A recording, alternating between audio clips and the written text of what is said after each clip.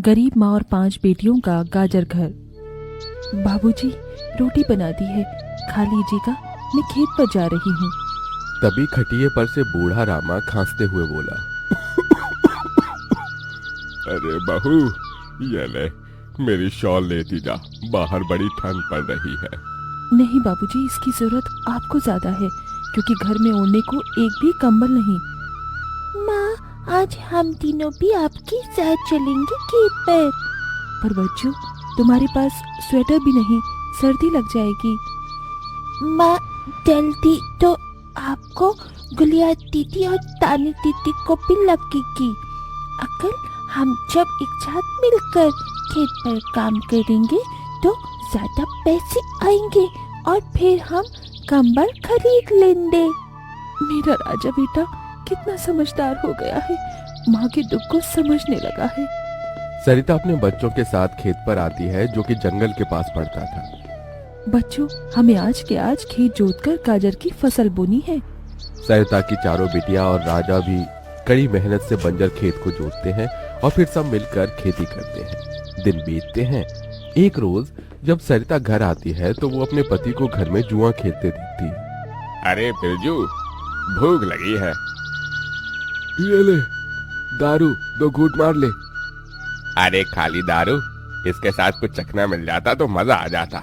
अरे देख बिरजू, तेरी लुगाई आ गई। बिरजू को घर में जुआ खेलते देखकर सरिता बौखला कर बोली, अजी, तुमको शर्म नहीं आती? घर में जुआ खेलते और दारूबाजी करते। तो फिर बोली, अरे जानती नहीं, पति परमेश्वर होता है और पत्नी की जगह पति के पैरों में होती है। चल जल्दी से मेरे लिए अंडा ऑमलेट बना और गरम रोटी भी। तुम्हें अब मुफ्त का खिलाने को राशन नहीं मेरे पास। 6 बच्चे हो गए हैं, जानती भी हो इन सब का पेट कितनी मुश्किल से पाल रही हूँ मैं। तुम्हें तो जिम्मेदारी से मतलब ही नहीं। घर में बूढ़ा बीमार पिता है, तुम तो कमाने गए थे ना, फिर क्या हुआ? आते ही पैसे मांगने लगी। पति ने खाया पिया कि नहीं, ये तेरा बाप पूछेगा। नशे में धुत बिरजू सरिता से अकड़ते हुए अपनी चमड़े की चप्पल निकालकर उसे बहुत पीटता है। ये ले, और लड़ाई की जुबान। मैं कमाता नहीं तो क्या इस घर में मेरी इज्जत नहीं होगी? ये ले। बचाओ, बचाओ, माँ को मत मारो पिताजी। तभी लड़खड़ाते हुए बिछौने से उठकर बूढ़ा रामा कहता है, अरे निकम्मे, छोड़ दे बहू को, निकल जा इस घर से तू, और फिर कभी शक्ल मत दिखाना। अरे ये मेरा घर है, मैंने बनाया है इसे। बिरजू चला जाता है। तभी रामा रोते हुए बोलता है, अरे जाने कैसे उड़ाऊं बेटे को जन्म दे दिया है मैंने। मेरे हाथों भारी गलती हो गई जो इसे तेरी शादी कराई। बहू, माफ कर दे मुझे। पर उस 5 बेटियों की गरीब माँ का दुख इतना ही नहीं था कि एकदम से जोरदार तूफान उठा और झोपड़ी की छत हवा के झोंके से उखड़ कर गिर गई। हे भगवान, इतना भयंकर तूफान! तानी, गुड़िया, अंजू, तुम तीनों सोनी, राजू और मुनिया को लेके बाहर निकलो, मैं दादाजी को लेकर आती हूँ। उठिए बाबूजी। नहीं बहू, तू जा, मेरा समय आ गया है। तुझे उन 5 बच्चियों की सौगंध, तेरे बाद उन्हें देखने वाला कोई नहीं। जा बहू, जा। सरिता के बाहर निकलते ही पूरी झोपड़ी गिर जाती है। सरिता छाती पीट पीट कर रोने लगती है। बाबूजी, अरे कैसा निर्दयी है रे तू ऊपर वाले। क्या मिला आखिर, क्या मिला तुझे मेरा घर उजाड़ कर? तू खुद तो अपने घर में सो रहा है और मेरी 5 बेटियों को बेघर कर दिया। जवाब दे, तू बोलता क्यों नहीं? सरिता को टूट कर रोता देखकर उसकी 5 बेटी भी बिलख बिलख कर रोती है। चुप हो जाओ माँ, रो मत। माँ, मुझे जल्दी ठंड लगती है। हे भगवान, इतनी बर्फ गिर रही है, मुझे इस ठंड से अपने बच्चों को बचाना होगा।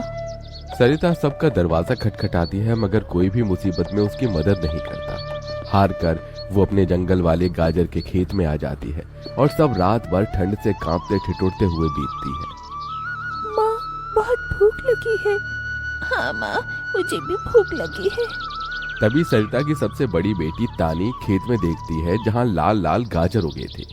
देखो माँ, हमारे खेत में तो गाजर तैयार हो गए हैं। फिर तानी अपने सभी भाई बहनों को गाजर तोड़ कर देती है। ये लो मेरी बहनों, गाजर खा लो। अपनी बेटियों को ठंड में ऐसे देख उस गरीब माँ का मन अपार दुख से भर जाता है।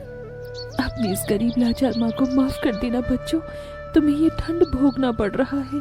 तभी एकदम से दिन का माहौल रात सा हो जाता है और तेजी से बर्फ गिरने लगती है। बाप रे बाप, एकदम से इतनी ठंड, ऐसे तो बिना घर के हम बच नहीं पाएंगे। तभी सरिता अपना आंचल उन पर उड़ाती है, मगर बच्चे थरथरा उठते हैं कि एकदम से गुड़िया कहती है, माँ, तानी दीदी, हम अपना घर बना सकते हैं। मगर कैसे बिटिया, हमारे पास पैसे भी तो नहीं।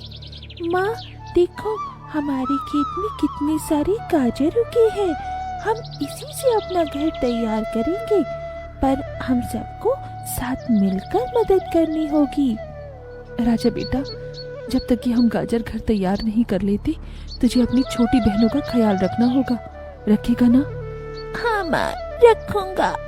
सरिता आग जलाकर अपने दोनों सबसे छोटे बच्चों को उसके पास बिठा देती है और खुद अपनी चारों बेटियों के साथ उस भयंकर ठंड में गाजर घर बनाने लगती है।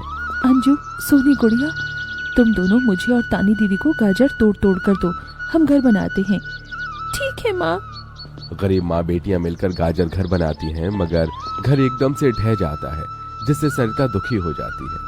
कितनी मेहनत से ये गाजर घर बनाया था हमने, मगर सारी मेहनत बेकार चली गई। तभी चारों बेटियां रोते हुए गाकर अपनी माँ को हिम्मत देती हैं। जिंदगी की यही रीत है, हार के बाद ही जीत है। थोड़े आंसू है, थोड़ी हंसी, आज गम है तो कल है खुशी। जिंदगी की यही रीत है, हार के बाद ही जीत है। मेरी बच्चियों। रोते हुए सरिता अपनी बेटी को गले से लगा लेती है। वो फिर कोशिश करते हैं, कई बार उनका गाजर घर बिगड़ता है। तभी गुड़िया कहती है, माँ, अगर हम अपना गाजर घर मजबूत बनाने के लिए पहले लकड़ी फट्टे से ढांचा बना लें, तो फिर हमारा गाजर घर नहीं गिरेगा। सब ऐसा ही करते हैं, जिससे उस बार उनका गाजर का घर मजबूत बन जाता है। सरिता अपनी पांचों बेटियों और बेटे के साथ घर के अंदर आती है, तब जाकर उनके शरीर को गर्माहट महसूस होती है। अरे वाह माँ, दीदी, आप सबने कितना सुंदर गाजर घर बनाया है, और ये कितना गर्म भी है। तभी सरिता अपने बेटे बेटियों का मुंह देखती है, सबकी आंखों में भूख थी। मैं जानती हूँ तुम सबको भूख लगी है ना, अपनी माँ को एक दिन दे दो, मैं कल काम ढूंढ लूंगी। ठीक है, आज हम ये गाजर खाकर सो लेंगे। आप भी खा लो ना माँ, आपने 2 दिन से कुछ नहीं खाया। सोनी अपने नन्हे हाथों से अपनी गरीब माँ को गाजर खिलाती है। अगले दिन सरिता ठंड में इधर से उधर काम ढूंढने भटकती रहती है, मगर कोई उसे काम नहीं देता। इधर अब उसके खेत के गाजर भी खत्म हो गए थे, जिससे उसकी बेटियां भूखी थी और उसकी दूधमुही बेटी भूख से रोई जा रही थी। माँ, मुन्ना को भूख लगी है, उसे खाना चाहिए।